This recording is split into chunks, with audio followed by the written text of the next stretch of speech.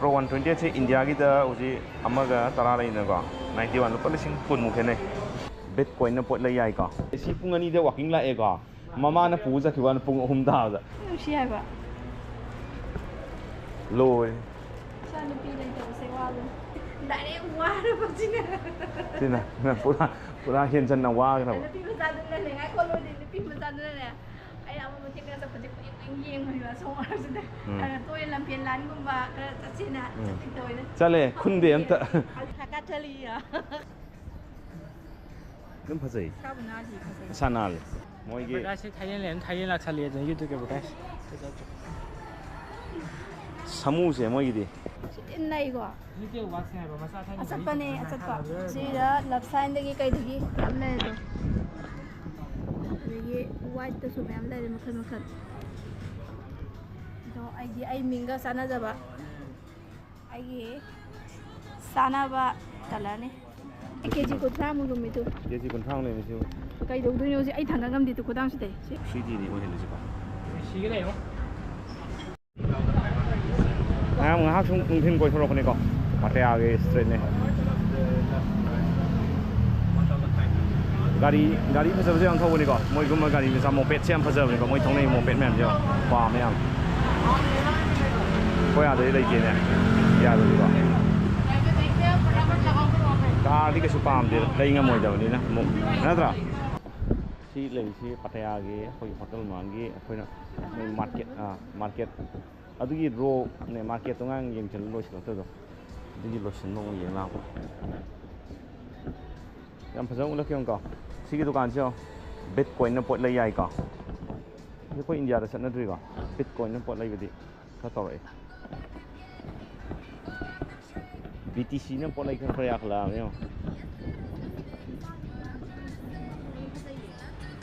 kai no ai di malam sat la ka pot lai bi hai na de ha pot lai yo na ngang si kai no pi sina ले में लाई खोरम गे खोरम आई हानि लेसे आई लुम नम ने pulling दे केम pulling दे pot फजबा येंगो यारे फजै ने हे हाय लोय dum para la su to wen pa de kumal स्काप ने गा सी dum फजै sabna ji phasai सनाल ले छाबी मसाना गा dum pa yan yan मसु dum यानी yam saw boy ti phasai si pot le mane फजब फजब हम थे phasabra amma do dum ma ka ni ka ko to lo ko ha to lo ka ma du da ne na le chine kai no स्काप मा तने इस स्काप ने का इस स्काप ने फजै इस का से Thailand made in Thailand अदो फी दो आ तोंगाले सेसो नुपा इबु खंगी फी जे याम mon lo ai ta मोई थाईलैंड की केनो नि को मोई की बटासे थाईलैंड ला चलिए जन युद्ध के बटास समूह से मोई की दी आई जो समूह की याम ले समूह से थाईलैंड चलो बगे समूह मोई समूह आते ने पोसे याम समूह आते ने sister this how much 100 सीधे रास्ते पे क्या लगा angkat angkat hakka chali ya Hakka chali. thank you ah hakka chali ya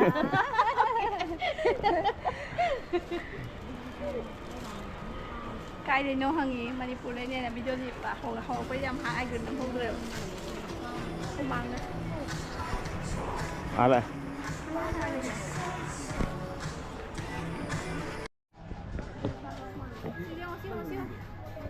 in nai go युद्ध वाक्स है मसा था asatpa ne asatpa sira left side dagi kai dagi amne do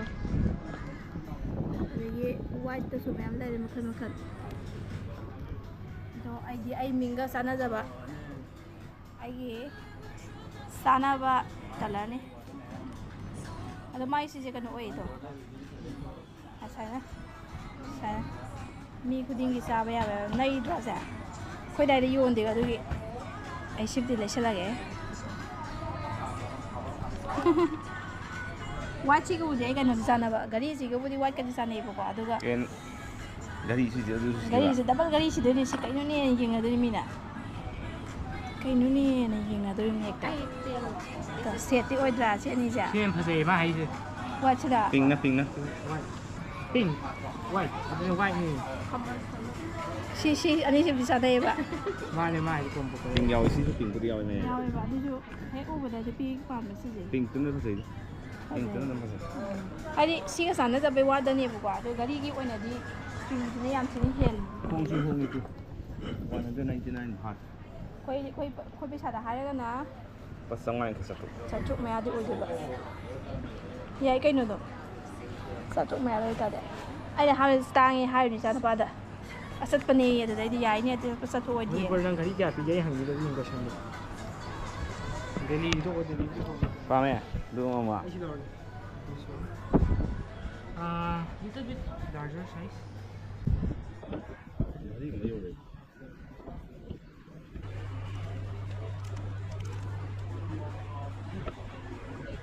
camera nambiginodi hai namme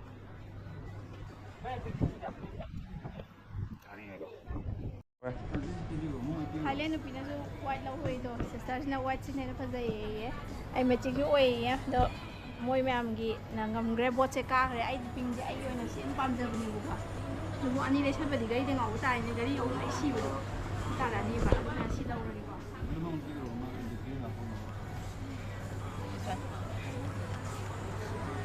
ꯕꯤꯇꯤ ꯍꯥꯞꯂꯣꯏꯔꯝꯅꯤ ꯁꯤ ꯑꯗꯨ ꯊꯥꯒꯠꯂꯣꯏꯔꯦ salani It is 5:45. See the tak color then. You know now? jare Yep.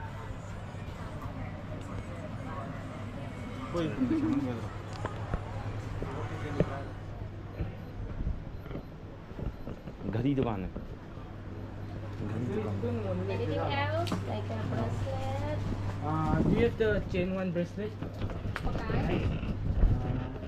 instead of layers we don't have chain tu kodi ising thak phange tu aina ising leibra si pire se thawr Come masula ano just one yellow slow right? ising athak chalo Nate ana di yellow di.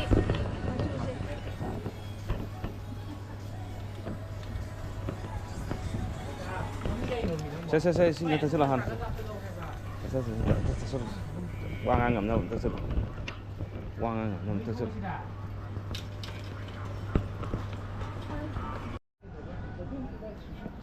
Sono sicuro portrait sicuro 3D ne ma ho hele jiba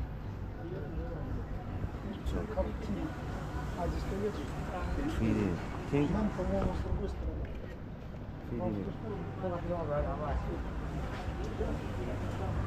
3D ne ho hele jiba Sigue leo me sigue se 3D de是性不错的性的必要了 voi la lei ci khai la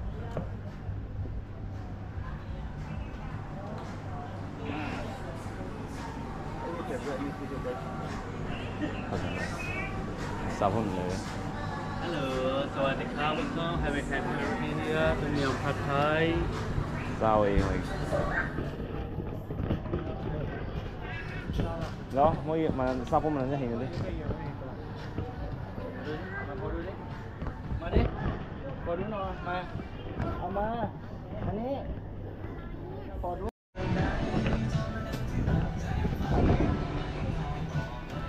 Betul betul. Betul lum bagi wan. Ai jam lagi ni.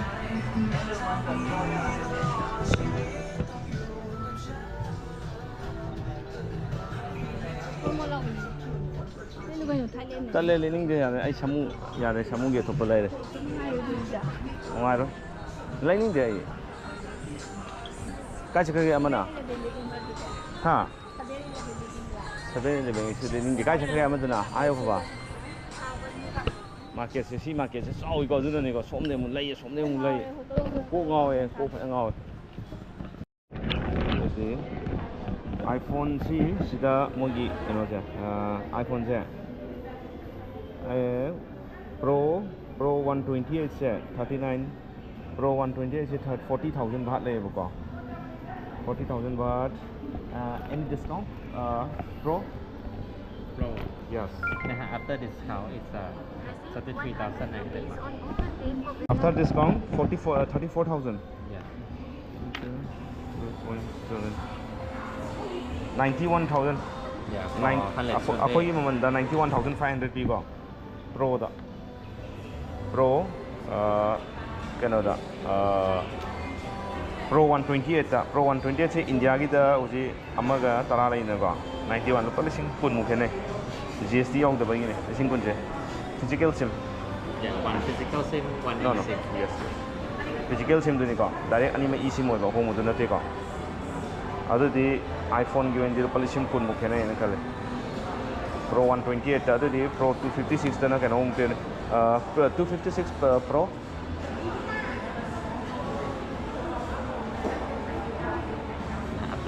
After discount is. Bala man lising home di hong e ka 256 su dun pa lising trate time pa mo ta. Hong e. Pattayaเลยก่อนPattayaจะซื้อโฮงอีกไม่อาจจะเป็นกงโฮงให้เป็นกงโฮงอีกนะครับPattayaจะซื้อโฮงอีก16 inch Pro 2 से आधेซื้อโฮงเอาในข้อซื้อ offer กันนั่นได้โฮงนี่ก่อน Pro 4 ซื้อโฮงอันนี้ Pro 4 ซื้อ discount เท่ากันสิสิเดียว discount เลยด้วยเดิมจะเป็นany discount for Pro 4 how much Marcel di hangon yang si tang mana? Ada si tang ya, jadi itu hong ya, GST kata lagi di potong hong apa?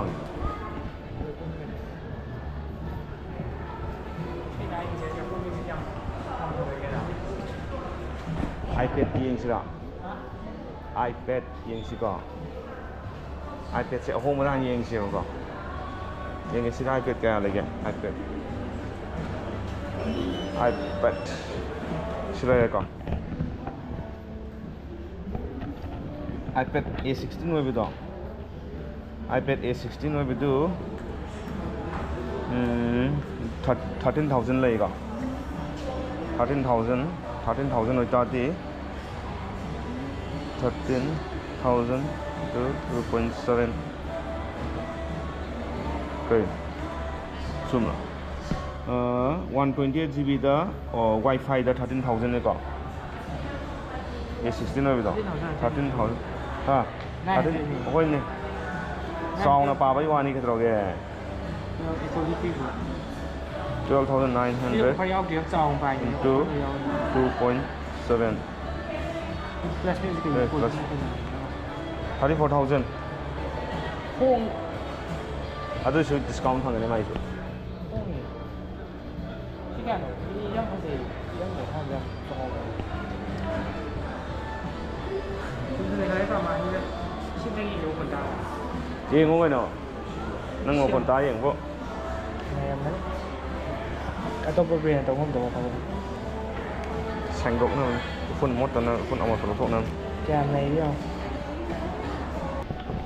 มันนุ่มหงเองก็ iPhone เลยฉันนี่เลยนี่ก็ที่ปัตตานีแล้วเลยไปอ่ะนี่มันนุ่มหงเองโอ้โหสุดเลยนุ่มปีมันบอกคุ้มเลยตุ๊ก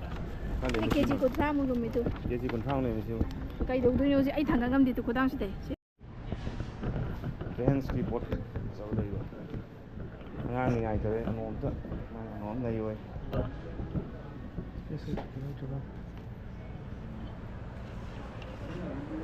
fans की नेको यहाँ की कौन सब सब ले fans की अब वो है क्यों खूब ज़्यादा लो ये खूब ज़्यादा नहीं कोई आदमी उड़े कुछ मैंने कहा हाँ थोक मोक से वही शुम मदनी हिंजल लगता पिंग में से कोई नुपीम चाहिए नुपीम चाहिए वो Siya ba? लो ये Saan ni pili to sa walo? ไม่ทราบบ้านนี่ทราบบ้านที่เดียว Saan pa awa ba ni sina? Dai awa ra ba? sige ba akan no tayo na ba to hindi si madam lai bine ya awa ba masada hai ba to Siya ta mo si. Dai awa ra ba sina? sina na pura hian chan na wa ka ba Pi ma sa dun na le ngai ko lo din pi ma sa dun na le. Ai ꯑꯃ ꯃꯇꯦꯛ ꯆꯠꯄꯁꯦ ꯀꯨꯏꯅ ꯌꯦꯡꯉꯣꯏꯕ ꯁꯣꯝꯁꯤꯗ ꯇꯣꯏꯅ ꯂꯝꯐꯦꯟ ꯂꯥꯟꯒꯨꯝꯕ ꯈꯔ ꯆꯠꯁꯤꯅ ꯆꯠꯇꯣꯏꯅ ꯆꯠꯂꯦ ꯈꯨꯟꯗꯦ ꯑꯝꯇ ꯃꯥꯏ ꯅꯨꯄꯤ ꯃꯆꯥ ꯂꯪꯊꯣꯛ ꯑꯝꯇ ꯈꯨꯟꯁꯤ ꯃꯤꯒꯤ ꯈꯥꯎꯖꯥꯎꯗꯣ ꯑꯩ ꯁꯤ ꯀꯩꯅꯣ 36 ꯍꯥꯏ ꯈꯣꯡ ꯃꯔꯤꯔꯣ ꯅꯠꯇꯦ ꯃꯥꯜꯂꯦ ꯈꯣꯡ ꯃꯔꯤꯅꯤ ꯕꯣꯏꯂꯔꯁꯤꯗꯤ ꯄꯤꯛꯇꯛ ꯇꯧꯋꯦ ꯑꯩ ꯅꯨꯄꯥꯗꯤ ꯈꯤꯔꯦꯕ ꯑꯩꯅ ꯄꯥꯝꯃꯦ ꯁꯣꯝꯅ ꯅꯣꯔꯠ ꯐꯦꯁꯀꯤꯀꯣ ꯃꯣꯏꯁꯦ ꯄꯨꯟꯁꯤꯜꯂꯒ ꯁꯣꯝꯗꯅ ꯅꯣꯔꯠ ꯐꯦꯁꯀꯤ ꯂꯩꯕ ꯅꯣꯔꯠ ꯐꯦꯁꯀꯤꯗꯤ ꯇꯥꯡꯉꯦ ꯖꯦꯀꯦꯠ ꯑꯃ ꯌꯦꯡꯕꯅꯤ ꯂꯨꯄꯥ 12,000 ꯂꯩ ꯑꯩ ꯂꯩ ꯉꯝꯃꯔꯣꯏ